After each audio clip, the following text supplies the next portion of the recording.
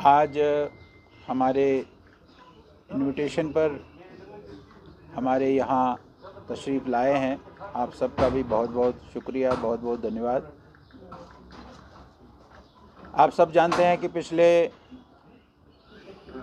कुछ दिनों से, विशेषकर 22 तारीख से और आज 25 तारीख तक एक अलग ही माहौल जम्मू कश्मीर में रहा, विशेषकर कश्मीर में रहा। हम भारत सरकार और हमारे यशस्वी प्रधानमंत्री जी का आभार व्यक्त करते हैं, उनका धन्यवाद करते हैं कि उन्होंने ये G20 जो मेज़बानी भारत को मिली थी उसमें से एक टूरिज़्म वर्किंग ग्रुप की एक बैठक G20 देशों की कश्मीर में हुई। एक मौका मिला जम्मू कश्मीर को, एक मौका मिला कश्मीर को अपनी टूरिज़्म को दिखाने के लिए, दुनिया को दिखाने के लिए, इन G20 देशों को दिखाने के लिए। इसके कारण जो एक ग्लोबल एक्सपोजर मिला हमारे टूरिज़्म को, ऐसा मौका मिला हमको, उसके लिए हम प्रधानमंत्री के धन्यवादी हैं। और साथ में LG एडमिनिस्ट्रेशन ने भी जिस प्रकार से इसका आयोजन किया, जिस प्रकार से बड़ा साफ सुथरा और अच्छी प्रकार से ये कार्यक्रम पिछले 3 दिनों में 22 तारीख से लेकर और आज 25 तारीख तक ये जो कार्यक्रम हुआ, उसके लिए हम LG एडमिनिस्ट्रेशन का भी बड़ा धन्यवाद करते हैं, उनका बड़ा साधुवाद देते हैं कि उन्होंने भी इस कार्यक्रम को और सारी एडमिनिस्ट्रेशन ने इस कार्यक्रम को बड़ी अच्छी तरीके से निभाया है। ये बहुत बड़ी बात है। देखिए, इस कार्यक्रम के माध्यम से एक टूरिज़्म को जितना बूस्ट मिला है, जहाँ तक टूरिज़्म की बात है इतना ही नहीं है तो इन्वेस्टर्स की बात है। इन्वेस्टर्स के साथ साथ जो ट्रैवल एजेंट्स होते हैं उनकी बात हम करते हैं तो उनकी बात है। ऐसे अनेकों अनेक लोग इसके साथ जुड़े रहे। केवल टूरिज़्म नहीं, इन्वेस्टर्स भी, ग्लोबल इन्वेस्टर्स की बात भी वहाँ चली। जो ट्रैवल एजेंट्स है वो बात भी वहाँ चली। ये बहुत बड़ी बात इस आयोजन के कारण हुई है। एक बहुत बड़ी बात जो हुई है कि हम कश्मीर की खूबसूरती, कश्मीर की डाइवर्सिटी, कश्मीर में जो कल्चर है उस कल्चर का, कश्मीर में जो हमारे हैंडीक्राफ्ट्स है, कश्मीर में जो यहाँ दस्तकारी है, उस सारे का भी हम ग्लोबल दिखा सके, ये भी एक बहुत बड़ी बात है।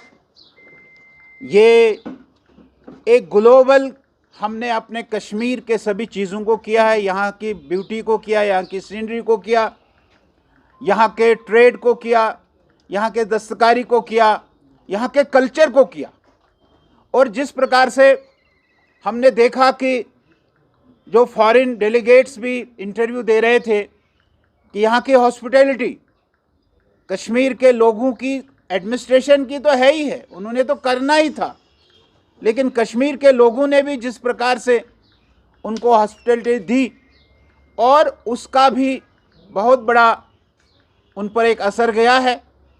और अगर कुछ रेस्ट्रिक्शंस कुछ मुल्कों ने रखी थी वो भी हमको ऐसा लगता है कि वो सब हट जाएगी और अधिक संख्या में यहाँ जो फॉरेन टूरिस्ट है, डोमेस्टिक टूरिस्ट तो आता ही आता है, लेकिन फॉरेन टूरिस्ट भी अधिक मात्रा में यहाँ आएगा। ये भी बहुत बड़ी बात है। एक बात मैं जिसकी ओर आपको और मैं कहना चाहूँगा कि वो आर्टिकल 370 हटने के बाद जम्मू कश्मीर में और कश्मीर में क्या चेंज है, सिक्योरिटी के मुतालिक क्या चेंज है, ये भी हम सारे विश्व को, सारे दुनिया को, इंफ्रास्ट्रक्चर में क्या चेंज है। कल वो जब पोलो व्यू में गए, वहाँ उनको बड़ा अच्छा लगा और उन्होंने वहाँ खरीदारी भी की। उन्होंने वहाँ अधिक समय गुजारने की बात की। कोई एक बहन जी का पता नहीं लग रहा है वो कहाँ गई। बाद में जब खोजा तो पता लगा कि वो किसी शॉल के दुकान में बैठी है, शॉल खरीद रही है।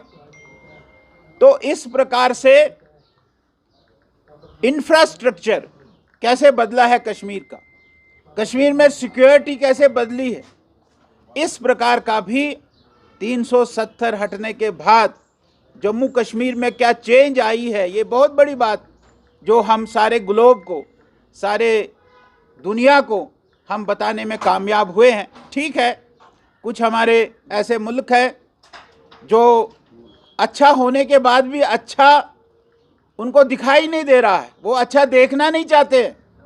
उनकी अपनी सोच हो सकती है, लेकिन बाकी जो सारे मुल्क थे जो यहाँ आए थे, उनके माध्यम से पूरे ग्लोब में, पूरे दुनिया में एक पिक्चर गई है कि आर्टिकल 370 के हटने के बाद कितना बड़ा बदलाव कश्मीर में आया है। ये इस समिट ने उसमें किया है। मैं एक बार फिर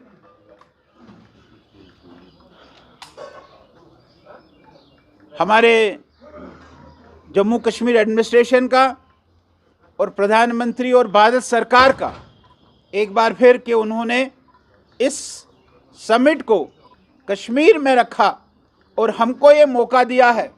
वैसे 56 प्लेसेस पे होना है, लेकिन उन 56 प्लेसेस में मैं कश्मीर को चुना गया। ये बहुत बड़ी बात है, ये बहुत बड़ा चीज़ है। सारे देश भर के जो ग्लोबल लीडर्स हैं, वो सारे देश भर के ग्लोबल लीडर्स इकट्ठे हुए, उन्होंने यहाँ इंटरेक्ट किया है। शायद हमको ये नहीं मालूम होगा कि उन्होंने इंटरेक्ट किया यहाँ इंडस्ट्री के लोगों से, यहाँ ट्रेडर से उन्होंने इंटरेक्ट किया, यहाँ के बिजनेस कम्युनिटी से उन्होंने इंटरेक्ट किया है, और यहाँ के जो सोसाइटी है कश्मीर की, उस कश्मीर की सोसाइटी से भी उन्होंने इंटरेक्ट किया है। हमारे लोगों को भी अपनी बात रखने में, अपनी बात वहाँ पहुँचाने में एक ये मौका मिला है। इस प्रकार का ये समिट जो हुआ है, मैं फिर से एक बार केंद्र सरकार का भी और जम्मू कश्मीर एडमिनिस्ट्रेशन का भी पार्टी की ओर से एक धन्यवाद करना चाहता हूं कि हमको मौका मिला और इसको हमारी एडमिनिस्ट्रेशन ने बहुत अच्छे तरीके से संपन्न किया। ये बहुत बड़ी बात है। इतना मैंने जो अपनी बात रखनी थी वो मैंने आपके सामने रखी है। आपने कोई बात इसमें से और जोड़नी हो तो आप जुड़वा सकते हैं। सर, फॉरेन जो ट्रैवलिंग पॉलिसी हमेशा रहती है, जैसे फ्रांस, जर्मनी इससे पिछले 30 साल में रही, कि जो कहीं रेस्ट्रिक्शंस यहाँ के हालातों के कारण, पिछले 30 साल के हालातों के कारण जो लगी हुई थी, वो रेस्ट्रिक्शंस अब ख़त्म हो जाएंगी। और इस समिट के माध्यम से हमने जो ग्लोब में, सारे दुनिया में जो हमने दिखाया कि नहीं, कश्मीर में टूरिज़्म डेस्टिनेशन सेफ डेस्टिनेशन है, और जिन्होंने भी कुछ रेस्ट्रिक्शंस लगाई होगी वो रेस्ट्रिक्शन समाप्त हो जाए। अशोक जी, मैं इमरान नाइक हूँ कश्मीर न्यूज़ ब्यूरो से। मेरे 2 सवाल है। एक मेरा ये है कि इस वक्त पाकिस्तान में पॉलिटिकल अनस्टेबिलिटी है।